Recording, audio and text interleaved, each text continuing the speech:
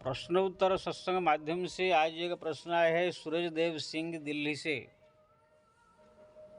उनका प्रश्न है कि महाराज आप जो साधु संत महात्मा श्रद्धा विश्वास योग जोगी तपस्या इसके बारे में जो व्याख्या कर रहे हैं बहुत सुंदर है, बहुत हम लोग को स्पष्ट मालूम पड़ा। अभी तक हम सब ये सब का भेद नहीं जानते थे।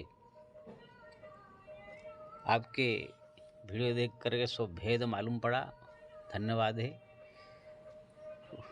और एक प्रश्न है उनका,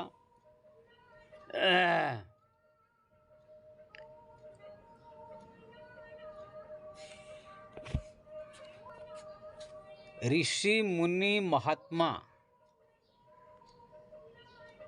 ये सब जो है में क्या भेद है और किसको जो है ये संबोधन किया जा सकता है। बहुत सुंदर प्रश्न आपने पूछा। देखो जी, ऋषि आजकल तो बहुत सारे व्याख्याकार क्या अपना कुछ ना बुद्धि भ्रष्ट होने के कारण क्या क्या बोलते रहते हैं। कोई कर लेगा व्याख्या करता है जो वेद की ऋचाओं को जो याद कर लिया वो ऋषि है। मुनि यानी जो मनन करता है मुनि है। ऐसे से उल्टा पुल्टा व्याख्या करते हैं। मनन सब करते हैं। कौन दुनिया में ऐसा जो है किसी विषय में मनन नहीं करता है। असाधु संत महात्मा प्राय भक्त तो भगवान के बारे में मनन करते ही है, तो सब मुनि नहीं हो जाएंगे, ऋषि नहीं हो जाएंगे। संसारिक लोग भी मनन करते रहते हैं। इसका जो है असली व्याख्या ये है, ऋषि उसी को कहते हैं जो पूरी तरह से भगवान के भक्ति में लीन है। और ज़्यादा करके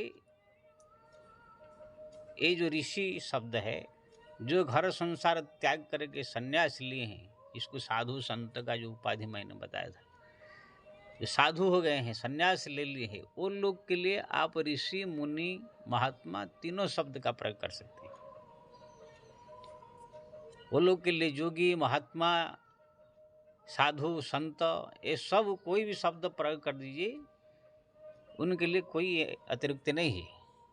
जो संसार त्याग करके पूरी तरह से भगवान के शरण में चले गए हैं, जो असली मतलब वो साधु है, घर द्वार त्यागा नहीं कि कितने जो है भीख मांग रहे हैं बेस बना करके, फिर जाकर 6 महीना घर में जो अपना परिवार देखते हैं, 6 महीना बेस बना के मांगते हैं दुकान घर घर, वो सब की बात नहीं कर रहा हूँ। या जो तिलक लगा करके आगे लंबे लंबे बाल करके कथा प्रवचन करके अपने नाम के आगे संत साधु इसे लिख देते हैं, वो लोग की बात भी नहीं कर रहा मैं।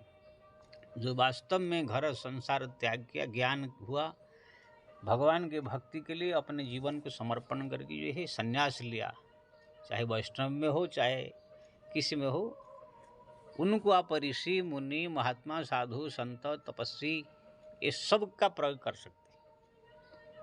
उनके लिए आप कहीं भी प्रयोग कर सकते हैं। लेकिन ये ऋषि शब्द जो है आप गृहस्थ में भी प्रयोग कर सकते हैं। लेकिन कौन गृहस्थ? जो पूरी तरह से अपने जीवन को भगवान के लिए सौंप दिया है, उनका दिनचर्या केवल भक्तिमय है, उनके समस्त कर्म भक्तिमय है, उनकी जो धन संपत्ति वो भी सब भक्ति पूजा पाठ दान पुण्य धर्म कार्य में ही लगता है। तो वो सब को भी आप ऋषि शब्द दे सकते हैं, लेकिन वो गृहस्थ ऋषि है। जैसे कोई क्षत्रिय आदमी अगर इसी प्रकार है तो आप उसको राजर्षि कह सकते हैं। ब्राह्मण अगर संसार में है तो उनको आप ब्रह्मर्षि कह सकते हैं। लेकिन जो व्यक्ति पूरी तरह से एकदम भक्ति में डूबा हुआ है, जीवन है उनका भक्तिमय है, जैसे हमारे युधिष्ठिर महाराज थे, दशरथ जी थे, इन लोग को भी राजर्षि शब्द प्रयोग किया जाता था, राजर्षि युधिष्ठिर। तो उनका जीवन आप देखिए, वो लोग को पूरा 24 घंटा भगवान के भजन भक्ति और जगत कल्याण लोक कल्याण में ही लगे रहते थे। इसलिए भगवान राम वहाँ पर कृष्ण वहाँ पर जाकर उनके पास पहुँचे। तो जिनका सुबह से लेकर के फिर रात तक, दूसरे दिन सुबह तक केवल भक्तिमय जीवन है, और जो भी कर्म करता है अपने संसार के लिए, वो भी ईमानदार से, एक धार्मिक भावना से, सच्चाई से कर रहा है, और जो भी कमाई होती है वो सब अपना परोपकार, दान पुण्य, अपना धर्म कार्य में और अपना परिवार पोषण में लगाता है। लोगों को ऐसे लगे कि ये व्यक्ति का पूरा जीवन, इनका परिवार सहित सब जो है भक्तिमय है, तो उसको आप भी ऋषि का शब्द दे सकते हैं, गृहस्थ अगर है तो भी। और एक होता है गृहस्थ ऋषि, जो संसार के अंदर नहीं रहता है, वो जंगल में आश्रम बना करके रहते हैं। वहाँ पर भी उनका पत्नी साथ में रहते हैं, बाल बच्चे भी हैं, लेकिन सब वो लोग को भोगा पहनते हैं। वो कुटिया बना कर, आश्रम बना कर रहते हैं। वहाँ पर प्रतिदिन वहाँ सत्संग, भजन, कीर्तन, जप तप, पूजा पाठ, साधना चलता है, जैसे गुरुकुल जैसा उनकी शिक्षा होती है। और वो लोग का जो जीवनचर्या भी दूसरे जो सेठ सो दान करते हैं, या राजा महाराज दान करते हैं, या अगर वहाँ पर आश्रम में व्यवस्था है तो वहाँ पर कुछ ऐसे खेती का व्यवस्था भी करते हैं। तो वो जो लोग जो है जीवन उनका पूरा भक्तिमय है, आश्रम बना के ही रहते हैं, तो वो सबको भी ऋषि शब्द दिया गया। जैसे वशिष्ठ महाराज है। अब वशिष्ठ महाराज कोई संसार त्यागी सन्यासी नहीं है। वो जो है उनके पत्नी है, उनके पत्नी अरुंधति है, 100 पुत्र उनके थे।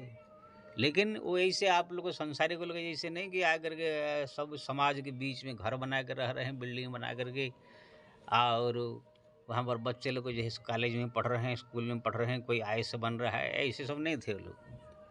वो लोग का बाल बच्चे भी थे, वो भी भगवा वस्त्र पहनते थे, जंगल में आश्रम बना कर रहते थे, वेद रामायण भागवत ये सब अध्ययन करते थे। जो उनका धर्म है, ब्राह्मण धर्म या जो भी जाति का, वो सब जो है वो धर्म का जो है शिक्षा करते थे, परोपकार के लिए शिक्षा मिलता था, भक्तिमय जीवन था।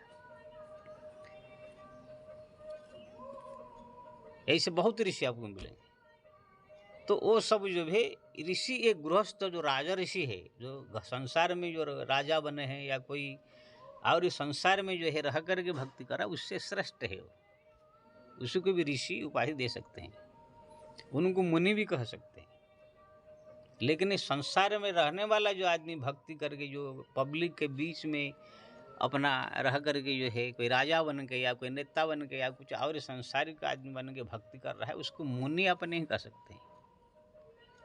जैसे युधिष्ठिर महाराज को राजर्षि कह सकते हैं, लेकिन मुनि युधिष्ठिर नहीं कह सकते। दशरथ जी को राजर्षि दशरथ कह सकते हैं, लेकिन मुनि दशरथ नहीं कह सकते हैं। कि ना, मुनि शब्द केवल जो संसार त्याग करके घर संसार दुनिया से जो अलग आश्रम बना कर रह रहे हैं, तपस्या साधना कर रहे हैं, जो सन्यासी है या जो गृहस्थ अगर है तो भी आश्रम बना करके संपूर्ण परिवार भक्ति में गुरुकुल में ऐसे रहते हैं, ऐसे रहते हैं, उनकी आप कह सकते हैं।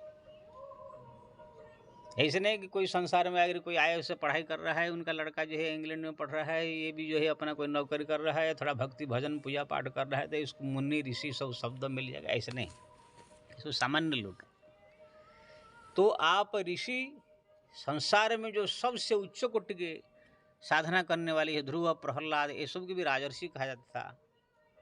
ध्रुव को भी राजर्षि ध्रुव कहा जाता था, प्रहलाद को भी ब्रह्मर्षि कहा जाता था। तो कहने का मतलब ये है, ये सब जो है शब्द जो संसार में रह करके दिन रात केवल भक्ति में डूबे हैं, उनको भी आप ऋषि कह सकते हैं। लेकिन जो घर संसार त्याग करके आश्रम बना करके जो गृहस्थ लोग रह रहे हैं, कुटिया बना कर, जैसे वशिष्ठ आदि और जो है बहुत सारे हमारे जो अंधमुनि थे, दशरथ जी को जो अभिशाप दिया था, श्रवण कुमार के पिताजी थे, वो तो वैश्य बढ़िया जात के थे, फिर लेकिन ऋषि मुनि जैसा वो रहते थे, इसलिए उनको भी मुनि ऋषि भी कहा जाता था।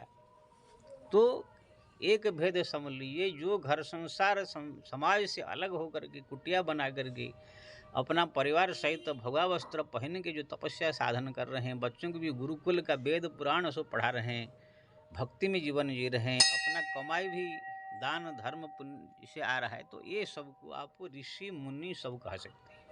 और जो संसार त्यागी जो सन्यासी, उनको तो है, उनके लिए तो पूरा रिजर्वेशन है ऋषि मुनि ये सब कहना है। लेकिन इस संसार के जो रहने वाले भक्ति वाले को अगर बहुत भक्ति कर रहा है, ध्रुव जैसे, प्रहलाद जैसे, कोई से जीवन पूरा भक्ति में, तो आप उनको ऋषि कह सकते हैं, लेकिन मुनि नहीं कह सकते। ऋषि शब्द इन लोग के लिए थोड़ा सा आया है, जैसे राजर्षि जनक, राजर्षि दशरथ, राजर्षि युधिष्ठिर, इसे कहा जाता है। तो आपने सुना ऋषि मुनि, मुनि शब्द जो है संसार में कितना भी कोई भक्ति कर दे तो ही मुनि शब्द नहीं मिलेगा, उसको नहीं कहा जा सकता है।